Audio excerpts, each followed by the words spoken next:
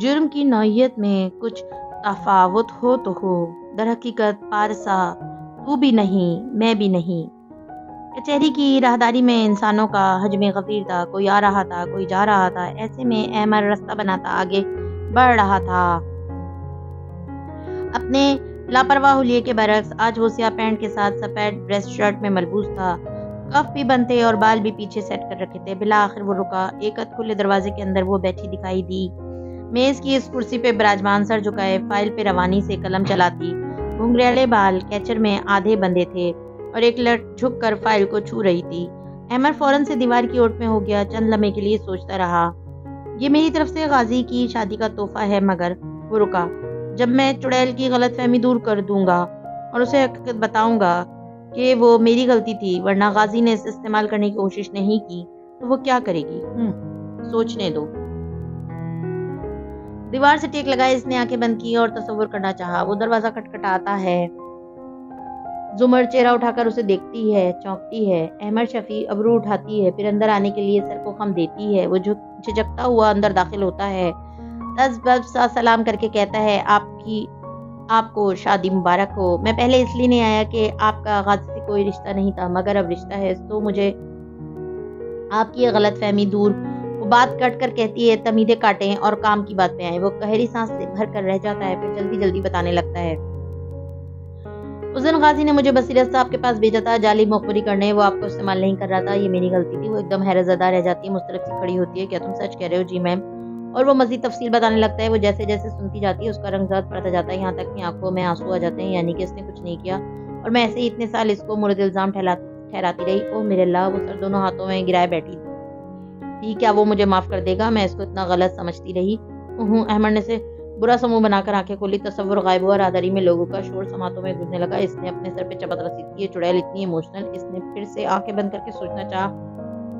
تصور کا پردہ روشن ہوا، زہر کے سامنے کھڑا اور اسے بتا رہا ہے، وہ میری غلطی تھی، غازی نے مجھے بصیرت صاحب کے پاس بھیجا تھا۔ وہ ایک دم غصے سے کھڑی ہوتی ہے، تمہیں کیا لگتا ہے میں تمہاری بکواس پہ یقین کر لوں گی؟ یہ کہانی کسی اور کو جا کر سناؤ، میں جانتی ہوں کہ اس روز اسی نے تمہیں میرے پاس مخبری کرنے بھیجا تھا۔ غصے سے کھا جانے والے نظروں سے دیکھتے وہ کہتی ہے، اف! احمد نے تل ملا کر آنکھیں کھولی، بے بسی سے چوکھٹ تک گردن نکال کر جھانکا، جہاں پر وہ پرسکون سے سر جھکائے فائل پہ لکھتی جا رہی تھی۔ اب جو ہوگا دیکھا جائے گا۔ وہ جی کڑا کر کے ہوٹ سے نکلا، دروازے کو انگلی سے بجایا، لکھتے لکھتے زمر نے سر اٹھایا، اسے دیکھ کر چونکی۔ احمد شفیع ابرو اٹھا کر قدرے تعجب سے اسے دیکھا، پھر قلم بند کر کے کرسی کو پیچھے کو ٹیک لگائی، سر کو خم دے کر آنے کا اشارہ کیا۔ وہ متذبذب سا اندر داخل ہوا اور سلام کیا، تھوک نکل کر خشک گلا تر کیا، اس کے عین سامنے آ کھڑا ہوا۔ میں آپ کو شادی کی مبارکباد دینے آیا تھا اور ساتھ میں ایک پرانی غلط فہمی بھی دور کرنا تھی۔ وہ خاموش مگر نرمی سے اس کو دیکھتی رہی۔ وہ جعلی مخبری جو میں نے کی تھی، وہ مجھے آپ کے پاس جا کر نہیں کرنی تھی، غازی نے مجھے بصیرت صاحب کے پاس بھیجا تھا، وہ نہیں تھے تو میں نے آپ کو بتا دیا، یہ میری غلطی تھی، اس کو تو پتا بھی نہیں کہ میں اس طرح کر دوں گا۔ سانس روکے احمد نے رک کر اس کا چہرہ دیکھا۔ وہ چپ چاپ اسے دیکھتی رہی، پھر اسی پرسکون اور نرم انداز میں بولی، مجھے پتا ہے۔ احمد کے سارے تصورات بھگ سے اڑ گئے۔ جی؟ وہ بے یقینی سے اسے دیکھنے لگا، آپ کو کیسے پتا؟ مجھ سے ہی تو آپ نے پوچھا تھا کہ بصیرت صاحب کا وہ نہیں تھے تو آپ نے مجھے بتا دیا، میں سمجھ گئی تھی۔ احمد تیزی سے 2 قدم آگے آیا، مطلب کہ آپ جانتی ہی ہیں سب، تو پھر آپ غازی سے خفا کیوں ہیں؟ کیونکہ اس نے مجھے استعمال کر کے جیل توڑنی چاہی۔ ہلکے سے کندھے اچکا کر وہ اسی سکون سے بولی۔ احمد الجھن سے رک کر اسے دیکھنے لگا، مگر ابھی آپ نے کہا کہ آپ کو معلوم ہے کہ وہ میری غلطی تھی تو؟ زمر چند ثانیوں سے دیکھتی رہی، پھر گہری سانس لے کر کرسی کی طرف اشارہ کیا، بیٹھیے احمد، اتنی عزت؟ کوئی اور وقت ہوتا تو وہ سوچتا، مگر ابھی وہ فوراً اسے کرسی سنبھال کر بیٹھا، آگے کو ہوا، بے چینی سے اسے دیکھا۔ آپ کے انداز سے لگتا ہے کہ آپ ہماری شادی کے بارے میں بہت کچھ جانتے ہیں۔ میں اپنے ذاتی معاملات یوں ڈسکس نہیں کرتی، مگر چونکہ موضوع آپ نے چھیڑا ہے اور اس سے آپ کا تعلق بھی ہے، اس لیے مجھے بتائیے آپ اس روز کیا تاریخ تھی جب آپ میرے پاس جعلی مخبری لے کر آئے تھے؟ پتہ نہیں، وہ گڑبڑایا، اس روز 16 تاریخ تھی۔ کیا آپ کو یاد ہے کہ اس کے بعد فارس سے ملنے میں کس دن جیل آئی تھی؟ یقین کیجیے جیل میں مجھے کیلنڈر نہیں دیا گیا تھا کیونکہ یہ میرے پریزن رائٹس کے خلاف تھا، مگر میں 21 تاریخ کو دوبارہ جیل آئی تھی اور میں نے فارس کو بہت سنائی تھی، یعنی 4 دن بعد۔ ٹھیک جی ٹھیک۔ وہ توجہ سے سن رہا تھا۔ آپ نے کس دن فارس کو بتایا کہ یہ مخبری آپ نے میرے سامنے کی؟ اسی دن 16 تاریخ کو جاتے ساتھ ہی بتا دیا تھا۔ بہت غصہ ہوا مجھ پہ، اس نے کہا کہ وہ آپ کو استعمال نہیں کرنا چاہتا تھا اور وہ جوش سے بولتے بولتے وہ رکا۔ زمر اداس سی مسکرائی۔ اور پھر فارس نے کیا کیا احمد کو لگا اس کے منہ پہ چابک دے کے مارا گیا۔ وہ ہونک کی طرح زمر کی طرح دیکھنے لگی، پھر اس نے غائب دماغے سے دہرایا، آپ مجھے یہ بتانے آئے ہیں کہ وہ بے قصور ہے کیونکہ اس نے کچھ نہیں کیا؟ میں آپ کو بتاتی ہوں کہ وہ قصوروار ہے کیونکہ اس نے کچھ نہیں کیا۔ احمد بس شل سا اسے دیکھے گیا۔ کیا وہ فارس کی حمایت میں اتنا اندھا ہو گیا تھا کہ اسے سامنے کی بات نظر نہیں آئی؟ 16 تاریخ کو آپ نے اسے بتایا کہ آپ نے مجھے استعمال کیا، مجھے اندازہ تھا۔ یہ بات آپ اسے جاتے ساتھ ہی بتائیں گے، پھر آگے میں آپ کو بتاتی ہوں کہ کیا ہوا۔ تحمل سے کہہ رہی تھی۔ وہ آپ پہ خفا ہوا، غصہ ہوا اور پھر وہ چپ ہو گیا۔ اس نے کچھ نہیں کیا۔ میں نے اسے 4 دن دیے، انگوٹھا بند کر کے 4 انگلیاں دبائیں، 4 دن، تاکہ وہ اپنی غلطی کو درست کر لے۔ مجھے یقین تھا یہ صرف ایک غلطی ہے۔ 18 تاریخ کو اسے جوڈیشنل ریمانڈ کی توسیع کے لیے عدالت لایا گیا۔ کوریڈور میں نے اسے گزرتے ہوئے دیکھا۔ ابھی چند روز پہلے ہی تو اس نے مجھے وہاں روک کر کہا تھا کہ وہ بے گناہ تھا، مگر 18 تاریخ کو وہ مجھے دیکھ کر خاموشی سے گزر گیا۔ میں انتظار کرتی رہی ایک دفعہ وہ کہہ دے یہ عمر کی غلطی تھی، ہم آپ کو استعمال نہیں کر سکتے، مگر اس نے پلان جاری رکھا۔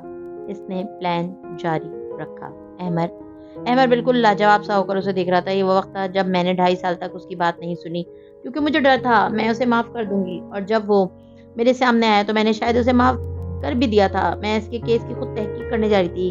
میں سب کچھ اپنے ہاتھ میں لینا چاہتی تھی۔ میرا دماغ کہتا تھا وہ اتنے گواہ جنہوں نے اسے گن لے کر ہوٹل کے کمرے میں جاتے دیکھا ہے، جنہوں نے اسے اپنے بھائی کے ہاسٹل کے کمرے سے رات کو نکلتے دیکھا ہے، وہ سب سچ کہہ رہے ہیں۔ مگر دل کہتا تھا میں اسے ایک چانس اور دوں۔ میں نے دے دیا۔ احمر صاحب، میں نے اس کو 4 دن دیے کہ وہ اپنی غلطی درست کر لے۔ ٹھیک ہے، اسے نہیں پتا تھا، مگر جب پتا چل گیا تب کیا کیا اس نے؟ کیا مجھے بتایا کہ ہم رائٹس نہیں جیل توڑنے جا رہے ہیں؟ کیا سوچا کہ فرار کے بعد میرا کیا بنے گا؟ میں ایک عورت ہوں، ایک عورت کے ساتھ یہ پوری کچہری کیا کرے گی؟ اس کو معلوم تھا سب، مگر اس نے کچھ نہیں کیا۔ اس دن میں نے ہمیشہ کے لیے فارس پہ اعتبار کرنا چھوڑ دیا۔ اب مجھے اس پہ اعتبار ہی نہیں رہا۔ پھر بھی جب میں اس کے پاس گئی تو اس نے کہا کہ تم نے اپنی سائڈ احمر کے ابرو بیٹے کو میرے پاس بھیجا ہے، تو یہ کہتے ہوئے میری خواہش تھی کہ وہ کہہ دے مجھے تو نہیں پتا، میں نے تو کچھ اور کہا تھا، مگر اس نے پلک تک نہیں جھپکی۔ یعنی وہ جانتا تھا کہ آپ مجھے کہہ آئے ہیں اور اس نے کچھ نہیں کیا، معافی بھی نہیں مانگی۔ احمر، کیا اسے مانگنی نہیں چاہیے تھی؟ احمر سر خود بخود اس بات میں سر ہلاتا گیا۔ اس نے شاید اس لیے وہ ٹھہر گیا، ساری دلیل ختم ہو گئی۔ بے بسی سے اس نے زمر کو دیکھا۔ یہاں اس کا قصور ہے، مگر اس نے وہ قتل نہیں کیا۔ وہ نگاہیں زمر کے چہرے سے ہٹا نہیں پا رہا تھا، جو پرسکون سی بیٹھی تھی۔ اس کی آنکھوں میں اداسی تھی، مگر اطمینان بھی تھا۔ جب آپ کا ایک دھوکہ سامنے آ جائے تو آپ کے سارے سچ مشکوک ہو جاتے ہیں، اور یہ مت کہیے کہ اس نے وہ قتل نہیں کیے۔ آپ کے چہرے پہ لکھا ہے کہ آپ کو خود بھی یقین نہیں کہ وہ بے گناہ تھا۔ احمد نے آہستہ سے سر ہلا دیا۔ مجھے نہیں پتا وہ بے گناہ ہے یا نہیں۔ اس کے خلاف اتنے ثبوت ہیں کہ اگر سوچوں تو وہ قاتل لگتا ہے، مگر وہ میرا دوست ہے، مجھے اس کی ہر بات ٹھیک لگتی ہے۔ آئی ایم سوری، ہم نے بہت غلط کیا۔ خفت سے گردن قدرے جھکا کر وہ بولا، مجھے آپ کی معذرت سے فرق نہیں پڑتا، آپ میرے کچھ نہیں لگتے۔ نرمی سے کندھے چکا کر وہ بولی تو وہ اسے دیکھ کر رہ گیا، پھر اٹھ گیا۔ اگر آپ کو کبھی یہ معلوم ہوا کہ وہ بے گناہ ہے اور اسے پھنسایا گیا ہے تو آپ کیا کریں گی؟ وہ بے گناہ نہیں ہے، کم از کم مجھے اس پہ اب یقین نہیں آتا۔ میں دوبارہ آپ سے معذرت کرتا ہوں۔ اس کا آفس چھوڑنے سے پہلے عمر نے پھر سے کہا تھا۔ زمر نے بس سر کو خم کیا تھا، مگر وہ جانتا تھا کہ اس نے معذرت قبول نہیں کی تھی۔ لفظوں سے مارواں، تو بھی نہیں میں بھی نہیں، دونوں انسان ہیں، خدا تو بھی نہیں میں بھی نہیں۔ احمد اپنے کچن کے اونچے اسٹول پہ سوچ میں گم بیٹھا تھا جب دروازہ کھلنے کی آواز آئی، پھر بھاری قدم قریب آتے سنائی دیے۔ کیوں بلایا ہے؟ فارس بے نیازی سے پوچھتا۔ ساتھ والے اسٹول پہ بیٹھا کوہنیاں کاؤنٹر پہ رکھ لی اور گردن موڑ کر اسے دیکھنے لگا، جو آنکھیں چھوٹی کر کے سامنے کسی غیر مرئی نقطے کو دیکھ رہا تھا۔ اے ہیلو، فارس نے اس کے چہرے کے آگے چٹکی بجائی۔ وہ چونکا نہیں، بس آہستہ سے گردن موڑ کر اسے دیکھا۔ آج کچہری گیا تھا کسی کام سے، میڈم زمر سے ملاقات ہوئی۔ پھر فارس نے چونک کر اسے دیکھا۔ وہ سامنے دیکھ رہا تھا۔ یار، ہم نے ایک لڑکی کو استعمال کر کے جیل توڑنی چاہیے، لعنت ہے ہمارے اوپر۔ وہ پہلے قدرے حیران ہوا، پھر ناگواری سے لب بیچ لیے چہرہ موڑ کر سامنے دیکھنے لگا۔ یہ قصہ کیوں دہرا رہے ہو؟ ہم نے ایک لڑکی کو استعمال کیا یار۔ وہ سخت مرملال تھا۔ ایک منٹ، میں نے تمہیں دوسرے وکیل کے لیے پیغام دیا تھا، یہ تمہاری غلطی تھی۔ خفگی سے اس نے بات کاٹی۔ اور پھر تم نے کیا کیا؟ وہ بھی اتنی ہی درستی سے اس کا چہرہ دیکھتے ہوئے بولا، تم نے میری غلطی کو ٹھیک کیا۔ مجھے ایک دفعہ بھی کہا کہ جا کر اس کو سب بتا دے۔ تمہیں پتا تھا کہ اس مخبری پہ کارروائی کے بعد اگر ہم فرار ہوئے تو اس کے ساتھ کیا ہوگا، مگر تم نے سب کچھ چلنے دیا۔ ایسا ظاہر مت کرو جیسے تم نے کچھ نہیں کیا۔ وہ برہم ہوا۔ مگر میں اس کا کچھ نہیں لگتا تھا غازی، تمہیں کم از کم پلان جاری نہیں رکھنا چاہیے تھا، اور پھر بعد میں تمہیں اس سے معافی بھی مانگنی چاہیے تھی۔ وہ قتل تم نے کیے ہوں گے، تم بے قصور ہوں گے، یا شاید تم نے قتل نہیں کیے ہوں گے، مگر اس کا یہ مطلب نہیں کہ تم زندگی میں ہر معاملے میں بے قصور ہو۔ تم نے واقعی اس کو استعمال کرنے کی کوشش کی۔ سنجیدگی سے وہ کہہ رہا تھا۔ فارس تنے ابرو کے ساتھ چہرہ موڑ کے سامنے دیکھتا رہا۔ چند پل ایک شدید تناؤ کی کیفیت میں خاموش گزرا، پھر اسی خفگی سے بولا، میں کیوں معافی مانگتا؟ میں نے اس پہ گولی نہیں چلائی تھی۔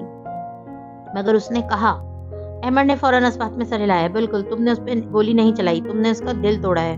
مجھ سے پوچھو تو یہ زیادہ بڑا گناہ ہے، ملامتی انداز میں وہ کہہ کر اٹھ گیا۔ وہ گھوم کر لاؤنج کی سمت آیا اور میز پہ رکھا موبائل اٹھا کر بٹن دبانے لگا۔ چند لمحے اظہار لا تعلقی کی نظر ہو گئے۔ فارس ابھی تک اس اونچے اسٹول پہ بیٹھا خفگی سے سامنے دیکھ رہا تھا۔ عامر اس کے کچھ میں تھا۔ جب وہ مزید کچھ نہ بولا تو فارس نے گہری سانس لی۔ مجھے پتا ہے میں نے اسے استعمال کرنے کی کوشش کی، میں خود غرض ہو گیا تھا۔ پھر وہ گویا اکتا کر پیچھے گھوما۔ میں 2.5 سال سے جیل میں بند تھا، میرے پاس کوئی دوسرا راستہ۔ او پلیز کوئی وضاحت مت دینا، کسی کا دل توڑنے کی کوئی وضاحت نہیں ہوتی۔ موبائل جیب میں رکھتے احمد نے چابیوں کا گچھا اٹھایا اور راہداری کی زند بڑھ گیا۔ اگر تمہیں خود جانا ہے تھا تو مجھے کیوں بلایا تھا؟ اس نے بیداری سے پکارا۔ یہ بتانے کے لیے کہ میں آج کے بعد چڑیل کو چڑیل نہیں کہوں گا۔ دراصل آج مجھے اندازہ ہوا کہ وہ اتنی بری نہیں ہے اتنی کورٹ میں مجھے لگا کرتی تھی۔ اور ہاں، دروازہ کھولتے کھولتے وہ رکا، مڑ کر سنجیدگی سے دور بیٹھے فارس کو دیکھا۔ میرا خیال ہے وہ جو تمہارے ساتھ کر رہی ہے تم وہ ڈیزرو کرتے ہو۔ پھر الوداعی انداز میں ہاتھ ملایا اور باہر نکل کر دروازہ بند کر دیا۔ بدتمیز، پہلے سے خراب موڈ اسٹیپنی نے مزید خراب کر دیا تھا۔ وہ اسٹول دھکیلتا خود بھی جانے کے لیے اٹھا اور یہ تبھی تھا جب ندرت کا فون آیا۔ میں نے زمر کو کال کی تھی، اس نے بتایا کہ وہ آفس میں۔ تم دونوں یوں کرو دوپہر میں ہماری طرف آ جاؤ۔ سادی صبح کہہ کر کیا تھا کہ شام کو ریسٹورانٹ کو کسٹمرز کے لیے بند کر کے باربیکیو کریں گے۔ رات کو ہاشم نے کھانے پہ بلایا ہے، میں نے زمر سے بات کر لی ہے، وہ کہہ رہی ہاشم سے معذرت کر لے گی، تم بھی آ جاؤ۔ ندرت اجرت میں فون کاٹ گئی۔ فارس نے بیزاری سے موبائل کو تکا۔ اگر ہاشم سے معذرت کرنی ہی تھی تو میرے سامنے ہاں کرنے کی کیا ضرورت تھی؟ بے حد برے موڈ میں وہاں سے نکلا تھا۔ سانس روک کے کھڑا تھا ملک الموت، سامنے دیپ کو ہوا کا تھا۔ چھوٹے باغیچے والے گھر کے لاؤنج کو کولر نے ٹھنڈ بخش رکھی تھی۔ کھانے کے برتن اٹھائے جا چکے تھے۔ ندرت خوشی خوشی زمر کو کچھ بتا رہی تھی جو صوبے بیٹھی نرمی سے مسکراتی ان کو سن رہی تھی۔ ہنا قریب میں پیر اوپر کر کے بیٹھی ڈائجسٹ پڑھتے ہوئے ناخن چبا رہی تھی۔ فارس کو دیکھو آیا ہی نہیں، کب سے فون کیا تھا اسے؟ ندرت نے گھڑی دیکھتے قدرے خفگی سے کہا۔ زمر بددقت مسکرا پائی۔ شادی کب آئے گا؟ موضوع تبدیل کیا۔ پتہ نہیں آج کس کام سے کیا تھا، شاید دیر ہو جائے۔ اور اسی وقت بیرونی دروازہ کھلنے کی آواز آئی۔ ان تینوں نے بے اختیار اس طرف دیکھا۔ وہ شاید تیزی سے اندر آیا تھا، اسی لیے اگلے ہی لمحے راہداری عبور کر کے چوکھٹ پہ رکا۔ کوٹ پہنا ہوا تھا مگر ٹائی ڈھیلی تھی، بال قدرے بھی کھڑ چکے تھے اور دھوپ کی تمازت سے چہرہ تمتمایا ہوا لگ رہا تھا۔ ماتھے پہ پسینہ بھی تھا مگر یہ اس کا حلیہ نہیں، کچھ اور تھا جس کے باعث وہ اس سب کو دیکھنے لگے۔ وہ سب اس کو دیکھے جا رہے تھے، جارحال انداز اور آنکھوں میں دبا غصہ۔ زمر کو دیکھ کر وہ چوکھٹ پہ تھما، سرخ غسیلی آنکھوں سے ہنا کو دیکھا، گردن ترچھی کر کے اشارہ کیا، بات سنو میری۔ نہ سلام نہ کچھ۔ حنین کے رسالہ پکڑے ہاتھ نم ہونے لگے، چہرہ بے رنگ ہوا۔ بھائی کو پتہ چل گیا۔ ہنا 1.5 سال کی محنت کے بعد بھی اپنا اعتبار کھونے سے نہیں بچ سکی تھی، اب سب حقارت ہو گیا، اس کا دل ڈوبنے لگا۔ زمر کی نظروں نے سادی سے حنین کے چہرے تک کا سفر کیا جو ایک دم پریشان نظرنے لگی۔ سادی کہہ کر رکا نہیں، مڑ گیا۔ ہنا مرے مرے قدموں سے اٹھی، اس کے پیچھے ہو گئی۔ سادی ندرت نے فکر مندی سے پکارا مگر اس نے نہیں سنا۔ وہ کمرے میں آیا، کوٹ اتار کر کرسی پہ ڈالا اور پلٹا تو ہنا کی انگلیاں مروڑتی اس کے سامنے آ کھڑی ہوئی تھی۔ سادی نے دروازہ پاؤں سے دھکیل کر بند کیا اور اس کی جانب گھوما۔ دروازہ چوکھٹ سے ابھی 4 انچ دور تھا جب باہر سے زمر نے ہینڈل تھام لیا۔ ذرا سی درز باقی رہ گئی۔ تمہارے آخری پیپر میں جو لا اسکول میں تھا کیا ہوا تھا؟ ہاں کیا ہوا تھا؟ وہ تیز سے اسے گھورتے 2 قدم مزید قریب آیا۔ حنین نے ڈرتے ڈرتے پلکیں اٹھائیں۔ آپ کو کس نے بتایا؟ حنین میں نے تمہیں رکھ کر تھپڑ مارنا ہے اگر تم نے مجھے سیدھی طرح پوری بات نہ بتائی تو۔ تم چیٹنگ کرتے پکڑی گئی تھی اور تم نے ہاشم کو بلایا تھا، ہاں؟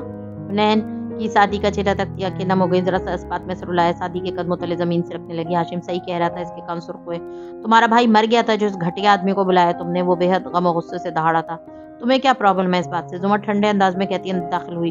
انہوں نے نم آنکھوں سے چوک کر اسے دیکھا۔ وہ حنین کے سامنے آ کھڑی ہوئی سادی کے مقابل۔ زمر میں اپنی بہن سے بات کر رہا ہوں، آپ درمیان میں مت آئیں۔ اس نے غصے کو ضبط کرتے بمشکل لحاظ کیا۔ وہ سینے پہ بازو لپیٹے وہیں کھڑی رہی، ہلی بھی نہیں۔ مگر میں تم سے بات کر رہی ہوں، ہاشم کو بلانے کے لیے میں نے کہا تھا اسے، اس نے پہلا فون مجھے کیا تھا۔ سادی کی آنکھوں میں دیکھ کر اسی سکون سے بولی۔ حنین کا دل دھک سے رہ گیا۔ مجھے پتا ہے آپ جھوٹ بول رہی ہیں، آپ کو اس بات کا علم بھی نہیں۔ وہ اتنے ہی غصے سے بولا، شاید تم بھول گئے ہو کہ میں تم سے 8 سال بڑی ہوں، اس لیے پہلی بات مجھ سے ذرا تمیز سے کرو، دوسری یہ کہ مجھے تم سے جھوٹ بولنے کی ضرورت نہیں ہے۔ میرا فون ریکارڈ چیک کر لو۔ بے شک۔ سادی کے تنے کندھے قدرے ڈھیلے ہو گئے مگر غصے بھری آنکھوں میں شکوک و شبات لیے وہ زمر کو دیکھتا رہا۔ اچھا اگر آپ کو یہ بات پتہ تھی تو کیا نام ہے اس وکیل کا جو اس لا کالج کا منتظم ہے اور جس سے ہاشم نے بات کر کے اس کو غسیلی نظر حنین پہ ڈالی اس مسئلے کا حل نکلوایا تھا؟ راجہ عبدالباسط، ممبر ہائی کورٹ بار۔ کیا گھر کا ایڈریس بھی دوں ان کا؟ وہ اتنی برہمی سے بولی کہ سادی کی آنکھوں میں الجھن ابھری۔ باری باری ان دونوں کے چہرے دیکھے۔ اگر حنین نے آپ کو کال کیا تھا تو آپ خود کیوں نہیں گئی؟ ہاشم کو کیوں انوالو کیا میرے گھر کے معاملے میں؟ وہ اب بھی مشکوک تھا اور غصے سے پھر سے چڑھنے لگا تھا، کیونکہ میں دن میں 25 کام کر کے دیتی ہوں اس کے، 2-4 وہ کر دے گا تو احسان نہیں کرے گا، وہ خفگی سے کہہ رہی تھی۔ اس وکیل سے میرے تعلقات اچھے نہیں ہیں، اس کے گروپ کو ووٹ نہیں دیا تھا میں نے، دوسرے بھی کئی مسئلے ہیں میرے ساتھ، میں جاتی تو مسئلہ مزید بگڑ جاتا، اس لیے میں نے ہونا سے کہا کہ ہاشم کو کال کرتی ہوں۔ میرے کرنے سے پہلے انہوں نے کال کر لی اور وہ پہنچ بھی گیا۔ تمہیں کیا پرابلم ہے اس سب سے؟ تم نے سعدی کے چہرے پہ اشتعال بھرا انگلی اٹھا کر سنگین انداز میں پوچھا، تم نے چیٹنگ کی تھی یا نہیں؟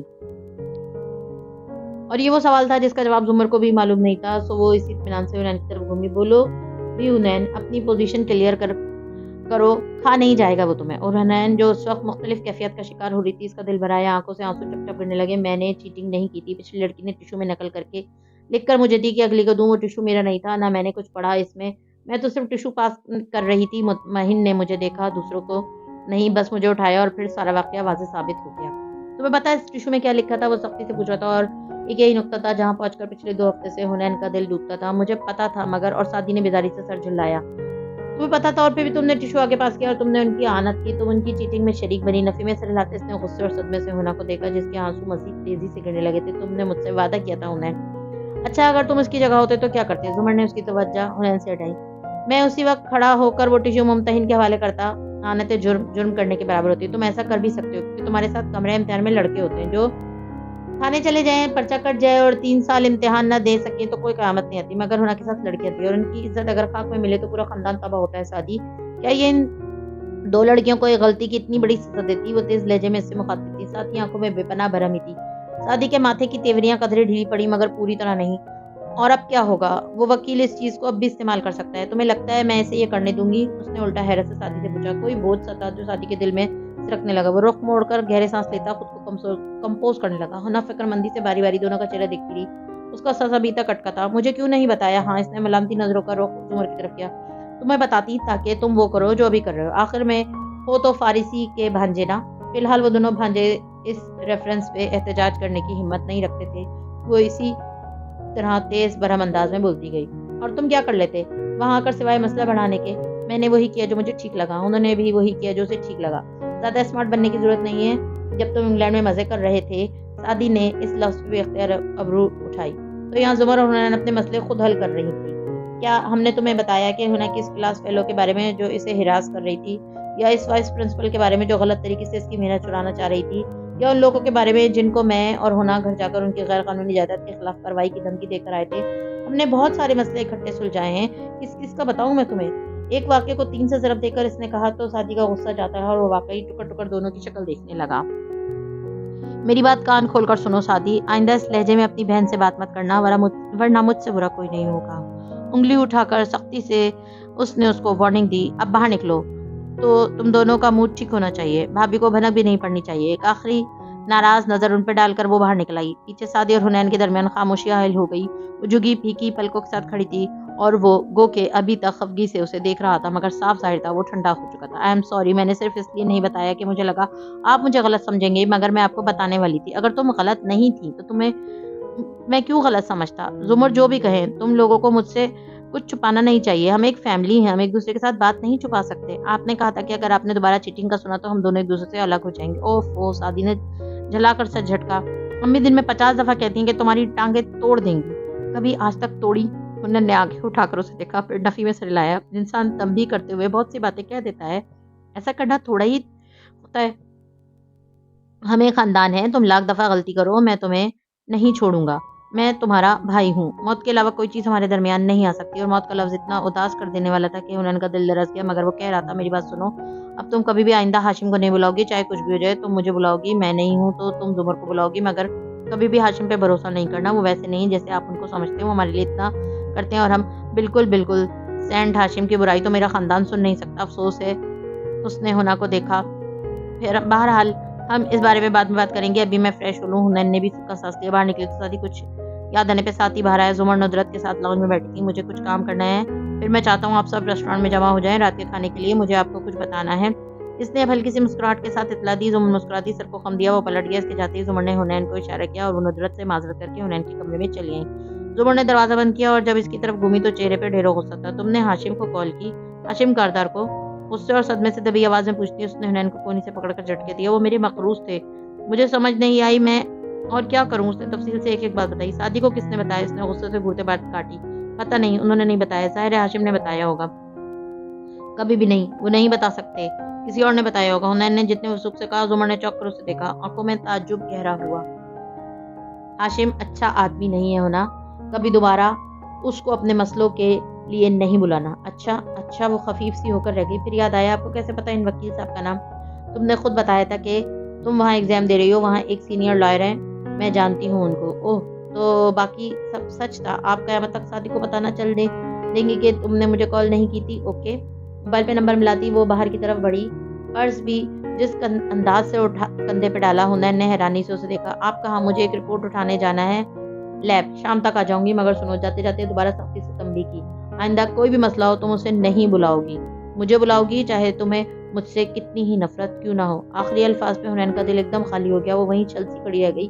जुमर उसको देखे बगैर मोबाइल पे बटन दबाती आगे बढ़ गई। खड़े खड़े नुसरत को काम बताया, फिर इसी तरह मोबाइल पे देखती राहदारी पार की और दरवाजा खोला तो वो सामने खड़ा था। हैंडल पे हाथ रखने लगा था, उसे देखकर रुक गया। जुमर ने चेहरा उठाकर उसे देखा, फिर वापस मोबाइल पे नजर झुका एक तरफ हो गई। वो खामोशी से अंदर आया और वो बाहर निकल गई। फारस गर्दन मोड़कर उसे जाते देखता रहा। दिल में छुपा कर्ब और आंखों का हज़न मजीद बढ़ गया। तुमने इसका दिल तोड़ा है, मुझसे पूछो तो ये ज्यादा बड़ा गुनाह है। जिस वक्त नुसरत से मिल रहा था, हुनैन खिड़की से बाहर जुमर को जाते देख रही थी। अंदर सादी अपने बाथरूम से ताज़ा होकर निकल रहा था। गीले बाल तौलिए से रगड़ते, सफेद आधी आस्तीन की टी शर्ट और नीली जींस पहने वो पहले से बहुत हल्का फुल्का लग रहा था। कमरे का दरवाजा लॉक किया और वो कोट जो आज पहन कर गया था उसे उठाकर कंप्यूटर चेयर पे आ बैठा। लैपटॉप ऑन किया। सो हाशिम भाई, सादी यूसुफ एक मासूम बेवकूफ बच्चा है ना? कोट के ऊपरी जेब से पेन निकाला और कोट के पीछे बेड पे उछाल दिया। और ये मासूम बच्चा इतना घावड़ है कि आपको जाकर कहता है कि एतराफ जुर्म करके माफी मांग ले और दैयत अदा करें। आपके ख्याल में सादी आज आपके पास इसलिए आया था? बिलाखिर वो तकान से मुस्कुराया। लैपटॉप स्क्रीन रोशन हो चुकी थी। नहीं हाशिम भाई, मैं आपके पास इसलिए आया था। अपने पेन को देखते हुए उड़ाया और फिर पेन का ढक्कन खोला। अंदर निब नहीं थी, इसकी जगह यूएसबी प्लग था। सादी ने इस मुस्कुराहट के साथ प्लग लैपटॉप में दाखिल किया। सिर्फ आपका एतराफ जुर्म चाहिए था मुझे हाशिम भाई, और वो मुझे मिल गया। पेन लैपटॉप में लग चुका था और अब वो स्क्रीन पे वो दिखा रहा था जो इसने लगे नन्हे कैमरे में रिकॉर्ड किया था। सादी की ऊपरी जेब में लगा कलाम हाशिम के ऑफिस में दाखिल होने से लेकर वहां से निकलने तक तमाम मनाजिर बहुत बेहतरीन क्वालिटी में अक्स बंद करता आया था। चूंकि ज्यादा वक्त इसके सामने हाशिम और जवाहरात रहे थे, इसलिए वो स्क्रीन पे बिल्कुल सामने नजर आए, पॉइंट ब्लैंक पे, जैसे इंटरव्यू रिकॉर्ड करवा रहे हो। मेरी बात पे कोई यकीन नहीं करेगा, मगर क्या आपकी अपनी बात पे भी कोई यकीन नहीं करेगा? आसूदा सी गहरी सांस पड़ते हुए उसने कुर्सी पे टेक लगा लिया। आप लोगों ने फारिस गाजी को फंसाया टेक्नोलॉजी इस्तेमाल करके। अब आप देखिए मैं ये टेक्नोलॉजी आपको कैसे लौटाता हूँ। मैं बेवकूफ़ बच्चा नहीं हूँ, आप भूल गए मैं एक साइंसदान हूँ। वीडियो बेहतरीन क्वालिटी और क्लियर आवाज़ के साथ इसके सामने चल रही थी और वो बाजुओं का तकिया बनाकर सर तले रखे टेक लगाए इत्मीनान से उसे देख रहा था।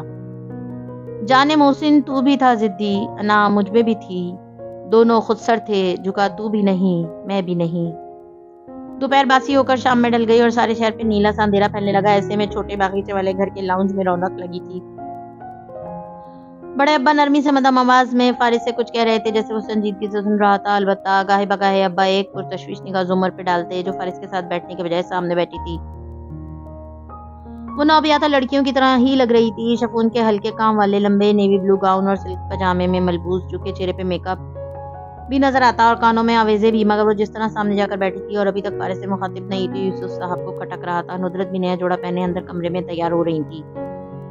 मेकअप के लिए हुनैन की मोहताज थी। बेड पे बैठी उसे सख्त सुस्त बनाते हुए जल्दी करने का कह रही थी, जिसकी अपनी तैयारियां खत्म होने में नहीं आ रही थी। ये डिनर रेस्टोरेंट में शादी की तरफ से था और इसका प्लान था कि सब मिलकर बारबेक्यू करेंगे। वेटर फारिग अभी अम्मी को रेस्ट मिलेगा। अलबत्ता वो खुद थोड़ी देर बाद बाहर निकला था। कहाँ उसने नहीं बताया। हुनैन मेरी अच्छी बेटी जल्दी करो, मेरी लिपस्टिक लगा दो। नुदरत बेड पे बैठी उससे मुसलसल पुकार रही थी। मेकअप के लिए बेटियों की मोहताज माएँ। वो जल्दी से टॉप्स पहनती उन तक आई। नहीं, सुबह कौन कह रहा था मुझे निखट्टू फोड़? हुनैन उनके सामने खड़े झुककर उनको लिपस्टिक लगाते वो तरन्नत से बोली थी। भाई से सुलह हो गई, एक बोझ दिल से हट गया, वो भी मूड में आ गई। अब नुदरत ना बोल सकती थी, ना जूता उतारने हाथ पांव तक नीचे ले जा सकती थी। जरा ही लिपस्टिक मुकम्मल कर लेना। तुम्हारी जॉब का क्या बना? बाहर लाउंज में फारिस ने बज़ाहिर तवज्जो से अब्बा का सवाल सुना, मगर इनकी बार बार जुमर की तरफ उठती फिक्रमंद निगाहें उसे नजर आ रही थी।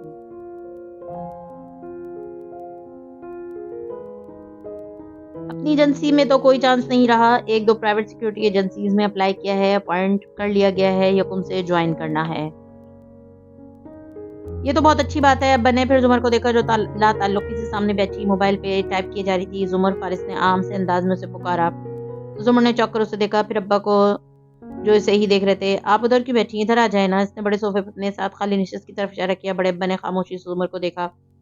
اس نے جیسے ڈھیروں غصہ ضبط کیا، بدقت مسکرائی، البتہ آنکھوں میں فارس کے لیے شدید تپش تھی۔ سوری، میں آپ لوگوں کو وقت نہیں دے پا رہی، کچھ ای میلز کرنا تھی، بظاہر مسکرا کر کہتی وہ اٹھی اور جب اس کے ساتھ بیٹھی درمیان میں نامحسوس سا فاصلہ رکھا۔ بڑے بغور سے اس کے چہرے کے اتار چڑھاؤ دیکھ رہے تھے۔ سعدی کیا کہہ رہا تھا؟ کب آؤ گے؟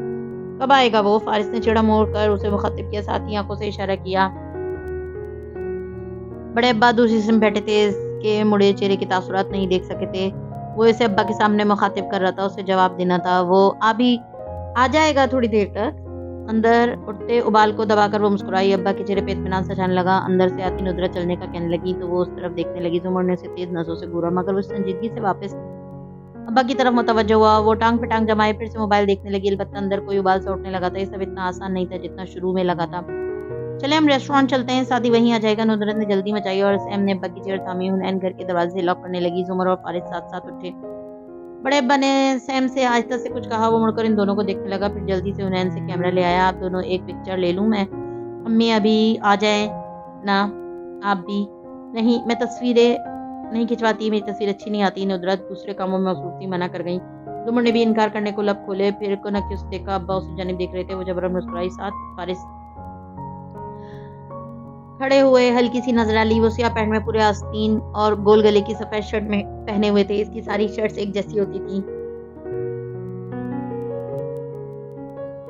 کیمرہ لے کر سامنے آ کھڑا ہوا۔ فارس مسکرایا نہیں، بس سنجیدگی سے زمر کے ساتھ کھڑا رہا، البتہ وہ جبرن مسکراتی رہی۔ کلک اور دکھاوا ختم، اور اس سے پہلے ہی باہر نکل گئی۔ اب مزید اس کے قریب رہنا برداشت سے باہر تھا، اور یہ باہر پھیلتے اندھیرے کو دیکھ کر پہلی دفعہ تھا جب زمر کو ایک دم سے فکر ہونے لگی۔ سعدی کو اب تک آ جانا چاہیے تھا، کدھر رہ گیا؟ وہ خود سے بڑبڑائی، بس وہ آتا ہی ہوگا۔ ندرت اجرت سے خوشی سے گھڑ لاک کر رہی تھی۔ زمر کی آنکھوں میں تفکر ہلکورے لینے لگا، کچھ ٹھیک نہیں محسوس ہوتا تھا۔ لو کے یار سے دل ڈوبنے لگا ہے فراز، مگر یہ محفل آدھا ہے، کیا کیا جائے؟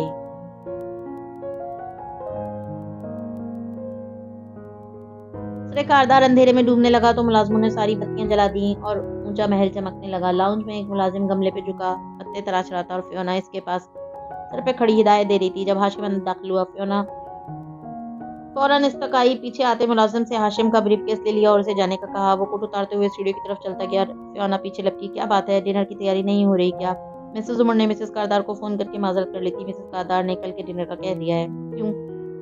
سیڑھیاں چڑھتے ہاشم نے تعجب سے مڑ کر اسے دیکھا۔ تفصیل نہیں معلوم، غالباً ان کے بھتیجے نے پہلی دعوت دی تھی۔ سعدی، ہاشم نے زخمی سے مسکرا کر سر جھٹکا اور زینہ اترتا وہ اوپر چڑھنے لگا۔ فیونا بے چین سی پیچھے آئی۔ وہ کمرے میں داخل ہوا تو فیونا نے اس کا کوٹ لے لیا، بریف کیس بھی احتیاط سے لے کر رکھا۔ وہ کچھ کہنا ہے؟ وہ ٹائی ڈھیلی کر کے اتارتے ہوئے دوسرے ہاتھ میں موبائل نکال کر دیکھنے لگا۔ جی، مگر آپ کسی کو نہیں بتائیں گے کہ آپ کو مجھ سے معلوم ہوا ہے؟ وہ مسترب سی اس کے سامنے کھڑی سر چکائے کہہ رہی تھی۔ بولو۔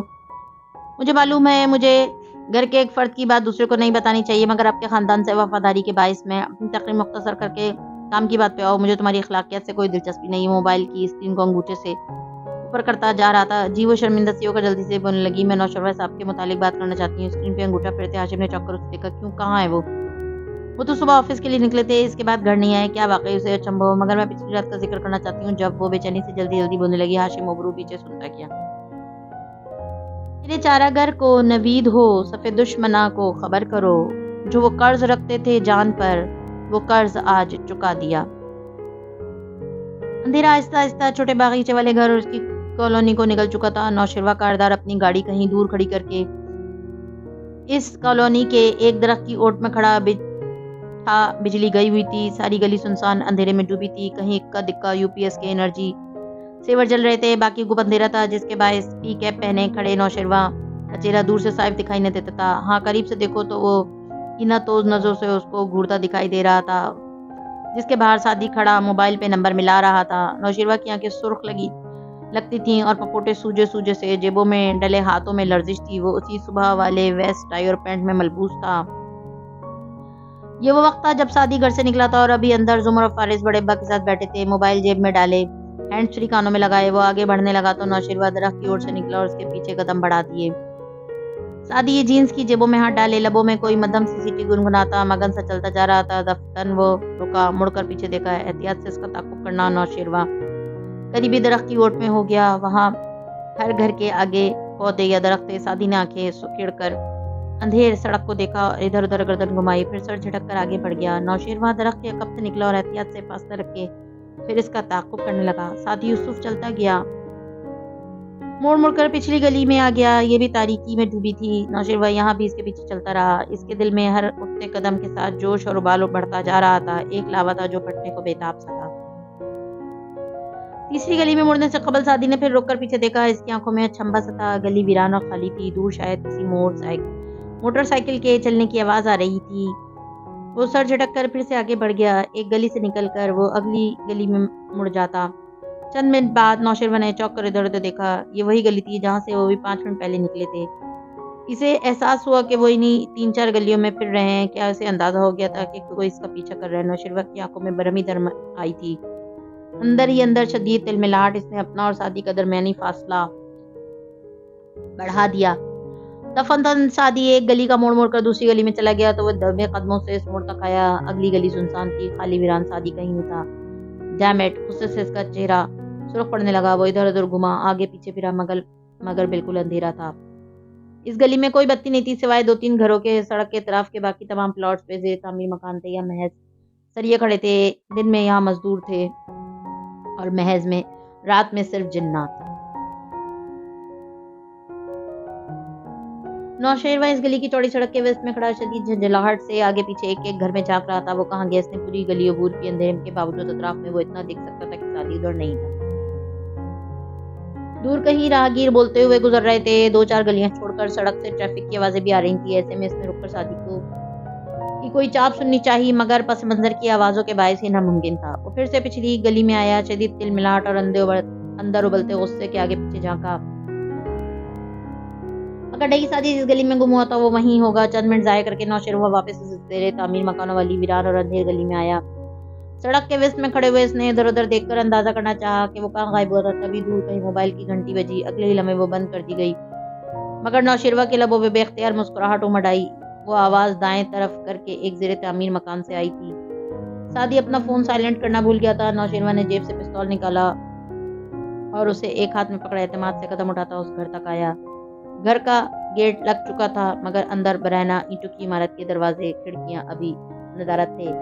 گیٹ کے قریب آ کر اس نے گردن اونچی کر کے جھانکا. وہاں بجری اور سیمنٹ کے ڈھیر کے ساتھ پورچ میں سعدی کھڑا تھا. منہ دوسری طرف تھا. کیا تم مجھ سے چھپ رہے تھے؟ طنزیہ انداز میں سے پکارتے وہ گیٹ کو دھکیل کر اندر داخل ہوا. پاؤں سے گیٹ واپس دھکا دے کر بند کیا. سعدی جو پش کیے کھڑا تھا مڑا. اس کی نگاہیں پہلے نوشیروان کے ہاتھ میں پکڑے پستول تک گئیں اور پھر اس کی آنکھوں تک. تم کیا کر رہے ہو یہاں شیرو؟ بظاہر اطمینان سے کہا. میں تمہیں تمہارا تام کارما دینے آیا ہوں. پستول کی نال بازو لمبا کر کے اس کی طرف بلند کی. ٹی شرٹ میں ملبوس چھوٹے کھٹے گھنگریالے بالوں والے لڑکا اداسی سے مسکرایا. میں نے کبھی کسی کی جان نہیں لی. میرا کرما مجھے گولی کے ذریعے دینے آئے ہو. تم اسی قابل ہو. اس پہ پستول تانے نوشیروان کی آنکھوں سے شرارے پھوٹ پڑے تھے. بہت دفعہ میں نے تمہیں برداشت کیا. سوچا ہاشم بھائی سنبھال لیں گے تمہیں، مگر نہیں سعدی. تمہارا ایک ہی حل ہے. اس کے علاوہ تم کسی اور طریقے سے ہماری زندگی سے نہیں نکلو گے. تم واقعی مجھے مارنے آئے ہو.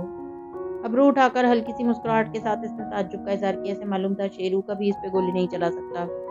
شیرو اس کا دوست رہا تھا. ہاں تم، تاکہ مجھے مزید نقصان نہ دو. میں نے تمہیں کبھی نقصان نہیں دیا شیرو. نرمی سے کہتے ہوئے سعدی کا ہاتھ اپنی جیب کی طرف رینگ رہا تھا. زیادہ اسمارٹ بننے کی کوشش مت کرنا. اپنا موبائل نکال کر زمین پر پھینک دو. پستول کو مزید تانے شیرو نے برہمی سے کہا. سعدی نے گہری سانس لی، موبائل نکالا اور جھک کر زمین پہ رکھا. زمر کی کال آ رہی تھی مگر وہ سیدھا ہو گیا. اس نے سوچا کاش اس کا پین کیمرہ اس کے فرنٹ پاکٹ میں ہوتا، مگر وہ بھی اس کے پاس ابھی نہیں تھا. نہتھا سعدی یوسف نوشیروان کی تنی پستول کے سامنے کھڑا تھا.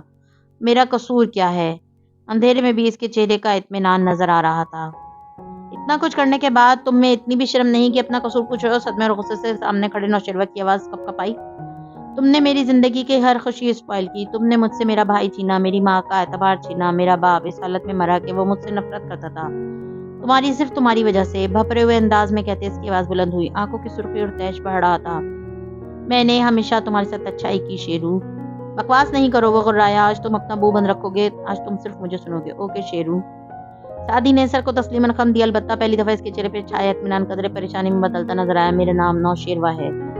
وہ غصے سے پہلی آنکھوں کے ساتھ چلایا، پستول ہنوز تان رکھی تھی۔ مجھے اس نام سے مت پکارو جس سے مجھے میرے دوست پکارتے تھے۔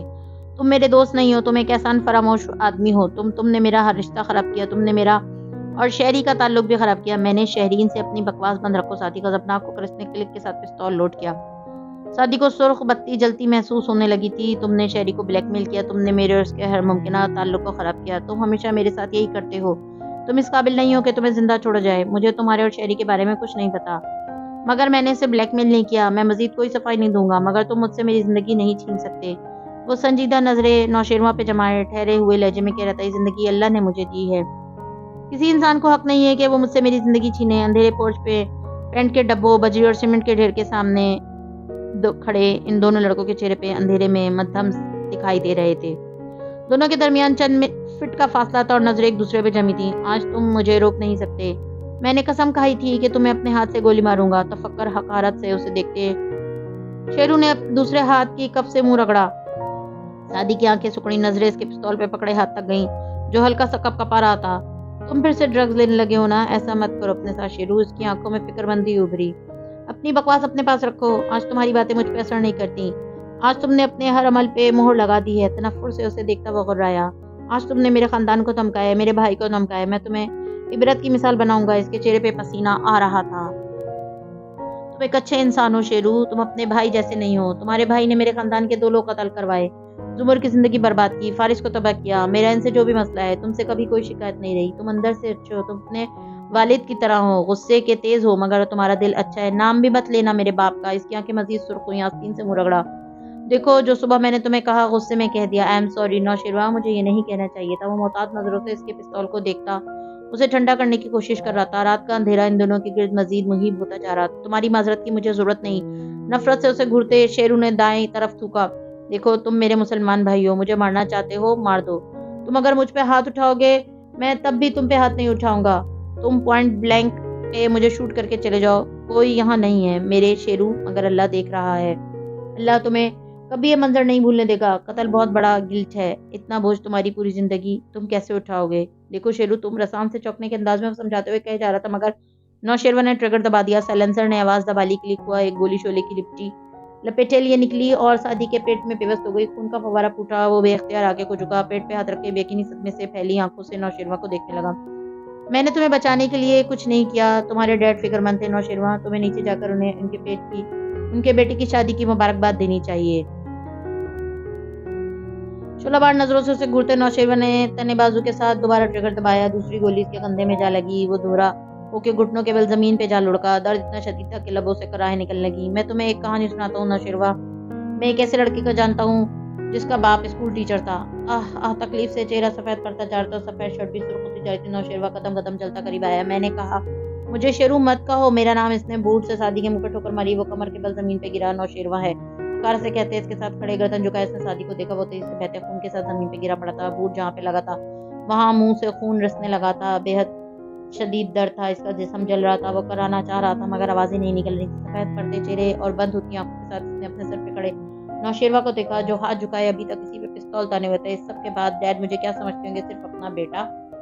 یہ میرے باپ کے لیے تھا اور یہ اس نے دوسرے بازو پہ منہ رگڑتے اس کی طرف پستول تانے ٹریگر دبایا۔ گولی کہاں لگی نوشیروہ کی آنکھوں کے آگے منشیات کے باعث بار بار چھاتے غبار نے ٹھیک سے معلوم نہ ہونے دیا۔ سعدی کی ٹانگ خون میں بہتی دکھائی دے رہی تھی۔ اور یہ شیری کے لیے ہے، اس نے لڑکھڑاتی آواز میں چلا کر کہا۔ نیچے گرے سعدی کی آنکھیں بند ہو رہی تھی، درد اس کے دل تک کو کاٹ رہا تھا۔ اللہ اس سے شدید تکلیف کے باعث بولا نہیں جا رہا تھا، اللہ تم سے حساب لے گا۔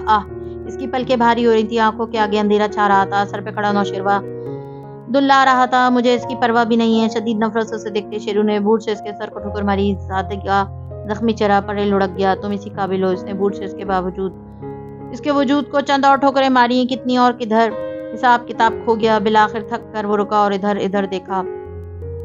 اندھیرے میں پورچ میں کھڑا تھا، اس کے قدموں میں خون لت پت تھا اور سعدی اس کے پیروں پہ گرا پڑا تھا۔ آگاہی اس کے دماغ کو چڑھی कोकेन हिरन करने लगी। वो तेजी से झुका, सादी का मोबाइल उठाया जिस पे खून के महज चंद कतरे लगे थे और उसे जेब में डाले मुड़ गया। अब इसे जल्द से जल्द यहाँ से निकलना था। तभी